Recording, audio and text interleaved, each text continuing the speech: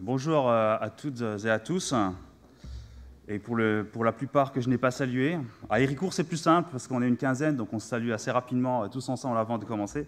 Là c'est un peu plus compliqué. Je m'appelle Samuel Laurent et pour ceux qui ne me connaissent pas, je suis le responsable de l'implantation sur Héricourt, implantation que l'Action biblique des Tupes a envoyée. Et par relation diplomatique et contractuelle, on s'échange de temps en temps pour venir prêcher les uns chez les autres, et c'est toujours une joie de pouvoir le faire. J'aimerais vous raconter, pour commencer, une petite histoire. Il est 5 heures du matin, un 6 juin. Vous êtes dans un bateau en métal avec vos frères et peut-être vos sœurs. Il fallait que ce jour arrive.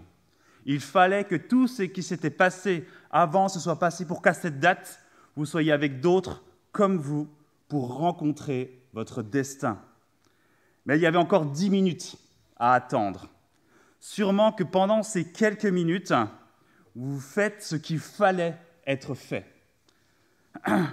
Vous avez sans doute prié, mais vous avez aussi vérifié vos armes, vous avez vérifié vos munitions, vous avez ajusté la lanière de votre casque, et vous avez vérifié votre pactage.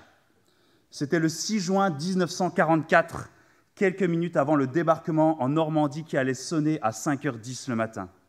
Il avait fallu de nombreux préparatifs, des négociations diplomatiques et une industrie considérable pour que ce jour arrive. Mais ce jour, il fallait débarquer sur ces plages. Ce jour-là, il fallait assumer tout ce qui avait été fait auparavant.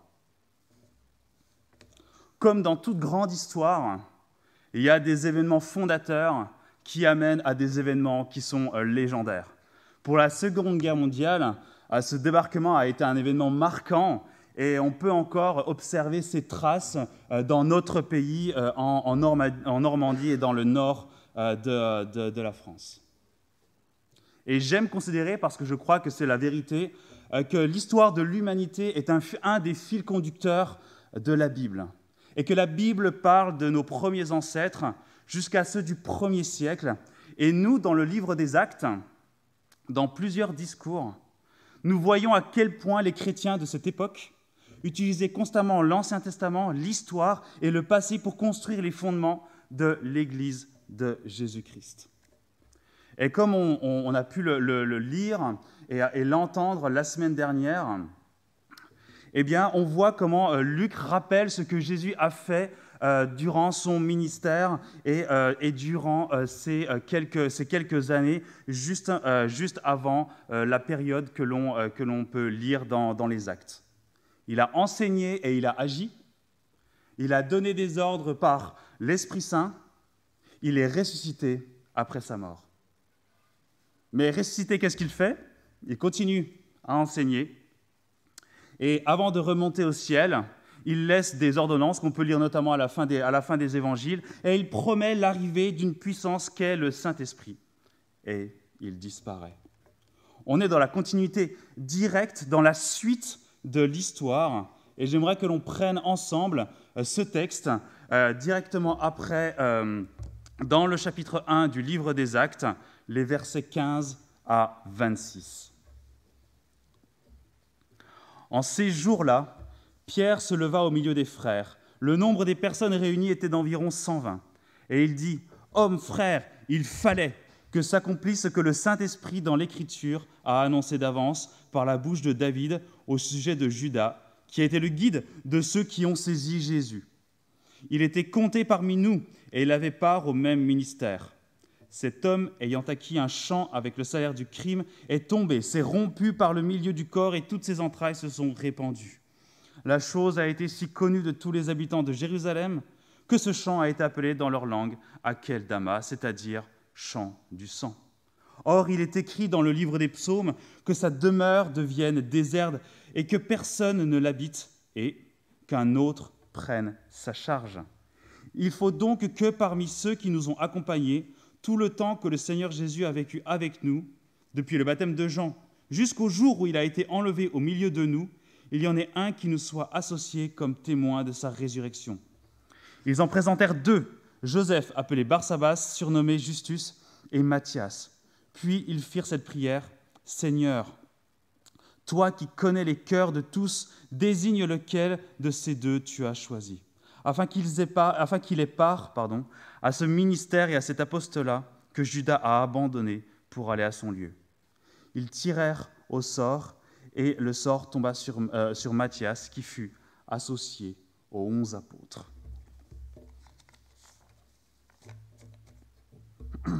Que fait Pierre en premier lieu ?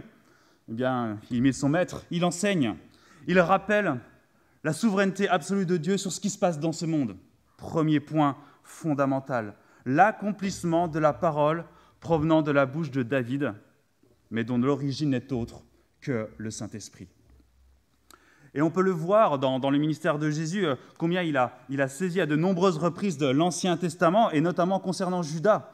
On peut voir comment Jésus cite le psaume 41 lorsqu'il dit de Judas, au chapitre 13 de l'évangile de Jean, « Je ne parle pas de vous tous, je sais qui sont ceux que j'ai choisis, mais il faut que l'Écriture soit accomplie. Celui qui mange du pain avec moi a levé son talon contre moi. » Mais ça, les gens le savaient. Et Pierre attire notre attention non sur la trahison de Judas, qui sont davantage des éléments de contexte pour rappeler, mais sur le remplacement de celui-ci. Et il utilise encore une fois la même méthode de Jésus. Il prend, dans le verset 20, il cite deux psaumes, le psaume 69 et le psaume 109. Et dans l'application qu'il fait de l'Ancien Testament et de ces psaumes, eh bien, il montre que la demeure que Judas a laissée devenir déserte par son crime, eh bien, c'est son apostolat, comme cela ressort dans la deuxième citation. Et puisque cette première partie de la prophétie était accomplie, eh bien, il reste une seconde à accomplir, celle où on doit confier la charge de Judas à un autre. Et le terme traduit ici de charge signifie proprement la fonction d'un surveillant, d'un épiscopat. Ça, c'est le premier point. L'observation, le constat de la souveraineté absolue de Dieu sur tous les événements. C'est parfois étrange, c'est parfois mystérieux. Il y a des choses que l'on ne comprend pas, mais Dieu nous demande de nous y soumettre et d'obéir. Et c'est là où on en vient à notre deuxième point. Notre réponse face à la souveraineté de Dieu et de ses ordonnances. Nous voyons à quel point Pierre était soucieux de ne rien faire au hasard, mais de faire correspondre ses actions à la parole de Dieu. Depuis le retour à Jérusalem, et on l'a déjà vu et on l'a déjà amorcé dans les derniers versets de la semaine dernière, ils prennent leurs responsabilités. Et tous ensemble, comme une communauté centrée sur Christ, ils prient ensemble et persévèrent d'un commun accord. Et ils obéissent à Dieu au travers de cette réflexion de Pierre de nommer un apôtre à la place de Judas. Et rien n'est mentionné dans les textes que c'était une erreur. Et on constate également, et on constatera dans Acte 6, que Luc parle des 12, sans considérer Matthias comme différent, comme à part, comme la pièce rapportée. Et on peut comprendre qu'il y a là une légitimité complète conférée à Matthias en tant qu'apôtre. Le verset 26 pourrait paraître surprenant. Jean-Noël parlait de chance au début du culte. Est-ce que là, on devrait considérer ce verset 26 comme une ordonnance à confier nos vies au hasard ? Est-ce qu'on devrait conclure qu'on devrait avoir une pièce de monnaie en permanence dans la poche de notre pantalon ou dans notre sac pour jouer à pile ou face par rapport aux choix qui sont devant nous ? Mais regardons un petit peu le texte par rapport à cela. D'une part, ils prient. D'autre part, ils écoutent la parole de Dieu et ils veulent s'y conformer. Et enfin, ils choisissent deux personnes avec des critères particuliers. Et enfin, ils jettent le sort, d'une manière littérale, sur les deux restants. Et jeter le sort, c'est quelque chose que l'on retrouve extrêmement régulièrement dans l'Ancien Testament. Et on peut notamment penser à ces deux pierres qu'étaient l'Urim et le Thummim, que le grand prêtre d'Israël avait sur son pectoral et qu'il utilisait parfois. Alors, avec humilité, il faut bien admettre qu'on ne sait pas vraiment comment ça fonctionnait, mais on savait que de par ces pierres qui ont été utilisées à quelques reprises, eh bien, cela permettait de comprendre la volonté de Dieu. Mais nous voyons dans la démarche des apôtres qu'il n'y avait rien d'arbitraire, mais que les apôtres voulaient coller au plus proche de ce que Dieu voulait. Mais plus encore, prenons le contexte de ce passage qui est très particulier. Nous sommes après l'ascension de Jésus et avant l'arrivée du Saint-Esprit, entre ces 10 journées, cette espèce de temps de latence, et c'est une période un peu unique, c'est pas un peu en fait, elle est unique dans l'histoire de l'humanité. Avant que Jésus ne reparte, sans doute que les disciples, et je pense que j'aurais été comme ça, ne cessaient de lui poser des questions, notamment sur le royaume de Dieu, comme il est cité notamment au verset 3 du chapitre 1. Ils avaient la source de la révélation juste à côté d'eux, juste devant eux. Et j'imagine qu'ils ne devaient cesser d'essayer d'éclairer les connaissances qu'ils avaient déjà reçues de leur tradition pour comprendre pleinement ce qui allait arriver et ce qui était en train de se dérouler devant eux. Et lors de la présence de Jésus, il n'est jamais question de tirage au sort, bien évidemment. Mais la période postérieure, juste après, lorsque le Saint-Esprit est reçu, eh bien, lorsqu'il y a l'ouverture aux nations, là aussi, il n'y a plus de tirage au sort, il n'est jamais plus question de tirage au sort. Et puisque nous croyons que le Saint-Esprit nous convainc de vérité et éclaire notre esprit pour comprendre également la parole de Dieu, eh bien, on peut comprendre que lorsque le Saint-Esprit est reçu lors de la Pentecôte, il n'y ait plus nécessité d'avoir le tirage au sort, puisque les esprits sont éclairés et qu'ils sont guidés. Mais du coup, on lit le livre des Actes. Comment est-ce que nous, aujourd'hui, dans notre période contemporaine, on peut se positionner par rapport à ce texte qui est narratif ? D'une part, il faut constater, et je le répète, que nous sommes dans une temporalité différente. L'ouverture aux nations a été faite, et en tant que chrétiens, nous recevons le Saint-Esprit et nous ajoutons à cela l'accès à la parole de Dieu qui est la Bible. Et cela devrait nous réjouir et on devrait être assoiffé de la Bible, comprenant cet accès direct que l'on a auprès de la connaissance de Dieu. Et si je ne me trompe pas, vous avez parcouru l'évangile de Luc. Nous, à Héricourt, on a parcouru l'évangile de Marc. Et on a pu observer et on peut observer dans les évangiles toute la difficulté qu'ont les êtres humains autour de Jésus à comprendre ce qu'il disait jusqu'à sa mort. Il n'avait pas le Nouveau Testament, il y avait des choses qui étaient volontairement cachées et ensuite qui ont été révélées pleinement en Jésus-Christ, de son vivant, au travers de sa mort, mais aussi au travers de sa résurrection et de la manière dont il a continué à enseigner. Souvenez-vous même que jusqu'à sa mort, lorsque Jésus est crucifié et est mort, eh bien, on voit les disciples dans un état de tristesse, parce qu'encore là, ils ne comprenaient pas exactement ce qu'il se passait, tout en reconnaissant que Jésus était bien le Messie. Aujourd'hui, nous avons toute la cohérence de l'histoire. Nous avons accès à toute la révélation de Dieu d'une manière exhaustive, toute cette révélation que Dieu a jugé bon de nous donner. Et par conséquent, il nous a donné tous les moyens nécessaires pour nous aider dans notre vie chrétienne sur cette terre. Mais puisque la temporalité est différente, puisque nous vivons des moments qui sont différents que ceux que les disciples vivaient dans ces quelques versets de Acte 1, comment est-ce qu'on peut appliquer ce passage par rapport à nos vies ?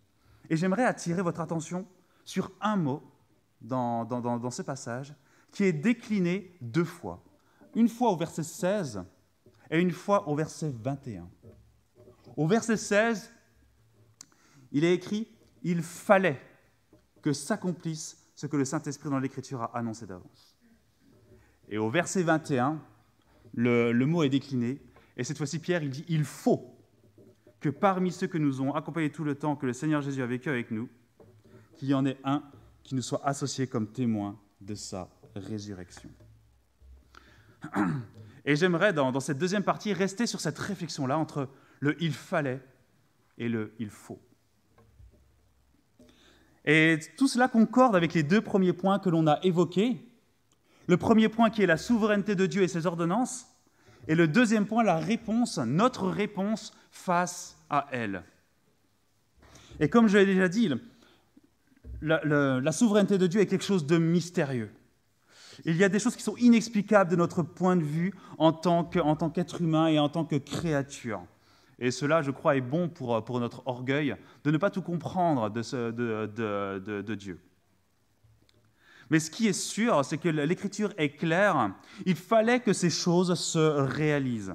Et il parle spécifiquement ici du rôle de Judas et de la place vacante qu'il laisse. Et Pierre continue bien sûr à puiser dans les Écritures pour prolonger son raisonnement. Il faut qu'un autre prenne sa place. Et je crois que ce « il fallait » et ce « il faut », pour nous en tant que chrétiens, revêt autant une signification d'encouragement que d'avertissement. Et puisqu'il est toujours bon de finir par une bonne chose, je vais commencer par l'avertissement. Et je crois qu'il faut être clair et honnête pour nous en tant que chrétiens qui sont dans cette salle. Nous l'avons vu encore hier dans la formation que Matthieu nous a donnée sur la doctrine du salut.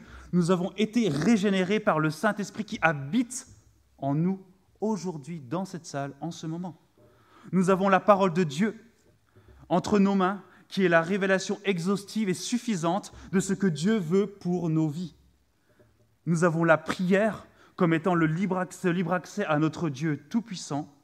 Et enfin, regardez-vous et regardez-nous, nous avons l'Église locale comme une communauté aidante et soutenante pour notre vie de piété. En somme, nous n'avons aucune excuse pour ne pas être radical dans nos vies. Nous n'avons aucun prétexte valable devant Dieu pour ne pas tout lui remettre. Mais pourquoi ? Parce qu'il fallait que Dieu s'incarne dans ce monde pour mourir à la croix. Il nous remplace devant la justice de Dieu et il en subit les conséquences à notre place. Il fallait que Jésus-Christ ressuscite pour nous donner une vie nouvelle et un changement radical dans nos cœurs. Et nous possédons tous ces bénéfices en tant que chrétiens. Et parce qu'il fallait que cette œuvre divine, pour que nous puissions être restaurés dans notre rôle de créature et d'adorateur, aujourd'hui, il faut que nous assumions cette grâce qui nous est donnée par Dieu. Il faut donc aujourd'hui que nous fassions le tri dans nos vies des raisons qui nous empêchent d'être radicales dans notre témoignage et dans notre représentation de Dieu. Est-ce que nous considérons que nous sommes trop âgés ou trop jeunes ? Est-ce que nous considérons que nous sommes trop occupés par notre travail, trop passionnés par nos loisirs, trop accaparés par nos enfants ? Est-ce que je considère que l'œuvre de Dieu ne me concerne pas, mais qu'elle est dévouée à des gens plus instruits ? Ou tout simplement parce que la grâce de Dieu n'est pour moi qu'un soulagement pour aller au paradis ? S'il fallait l'intervention divine pour nous arracher de l'esclavage du péché, il nous faut aujourd'hui être esclaves de Jésus-Christ. Et être esclave, ça veut dire être esclave. Ça veut dire être assujetti à quelqu'un, être assujetti à un maître, être assujetti à un roi.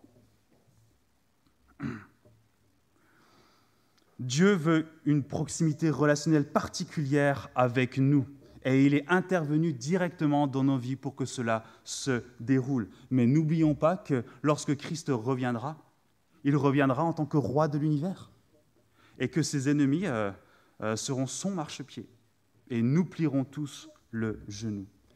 Et s'il y a un maître mot à retenir de cela, c'est qu'il faut assumer le fait que nous soyons des chrétiens, assumer le fait que Dieu nous exhorte et nous ordonne à avoir une vie qui est radicalement différente de ceux qui ne le connaissent pas.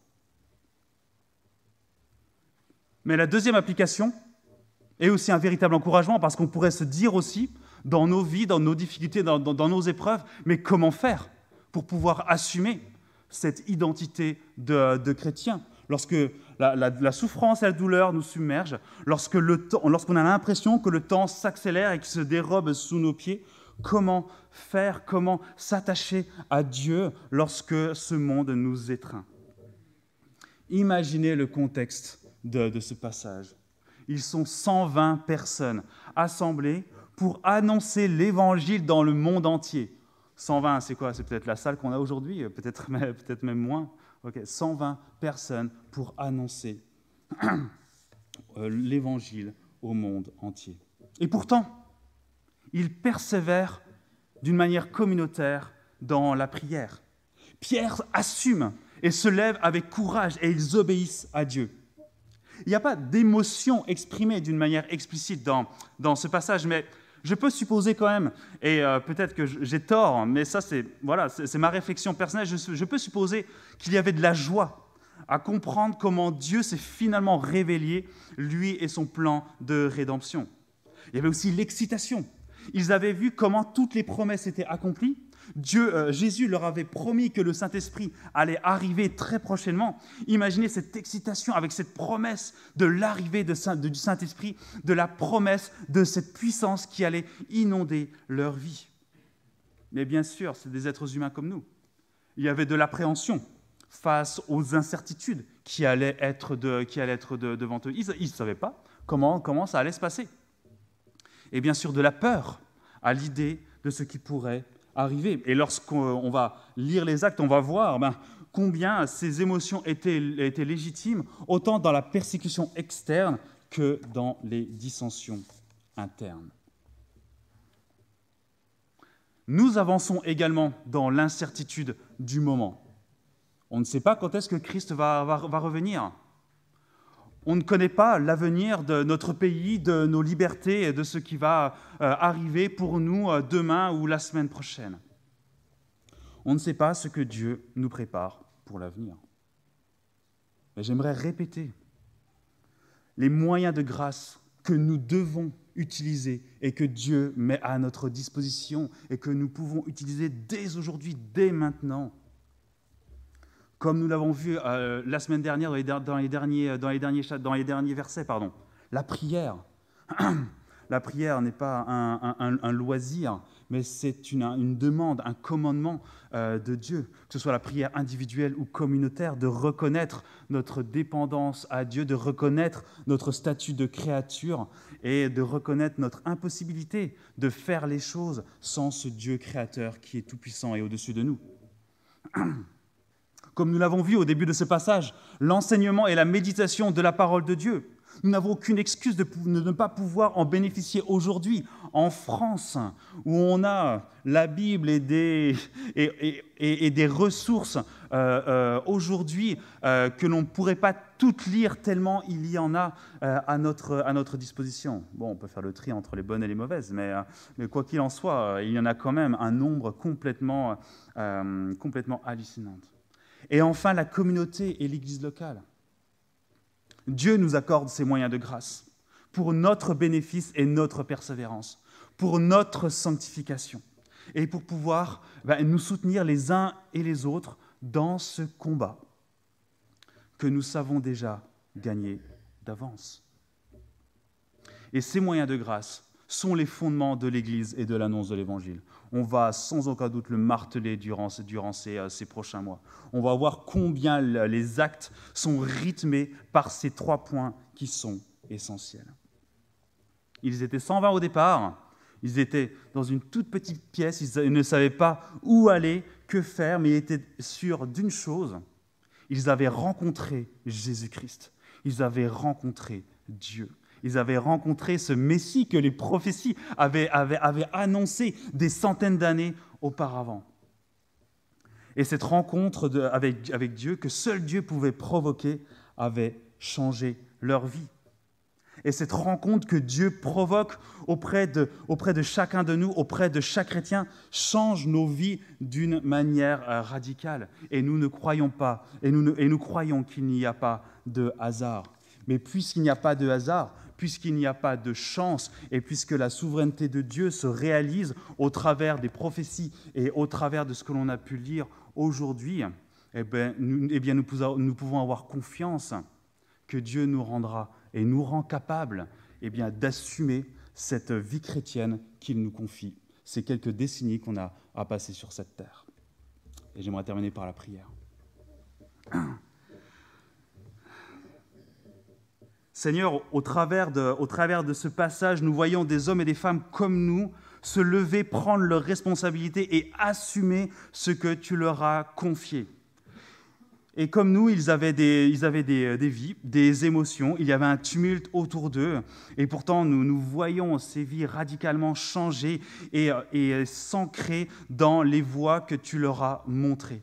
Et nous savons que c'est une vie difficile, que c'est un combat, et que parfois cela peut représenter des souffrances, de la discipline et des épreuves. Mais nous savons également que tu nous donnes ce que tu nous ordonnes, par ton Saint-Esprit, par ta parole, mais aussi par ces moyens de grâce que nous avons vus et dont nous pouvons bénéficier aujourd'hui, que ce soit à Étup ou à Héricourt. Et que par ces bénéfices et ces bénédictions, nous ayons du zèle à pouvoir proclamer ton évangile à ceux qui nous entourent. Parce que c'est bien là la mission que tu nous as confiée, une mission urgente, parce que, comme tu le dis, ton retour est imminent.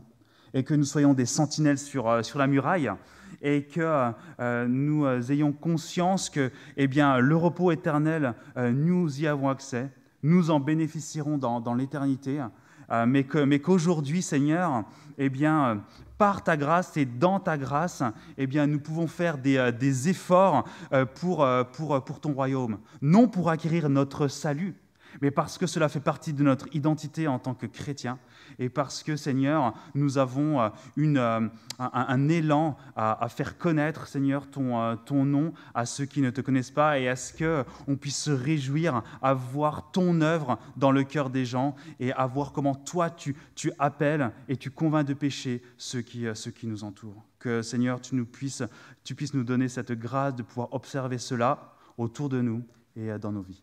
En ton nom, amen.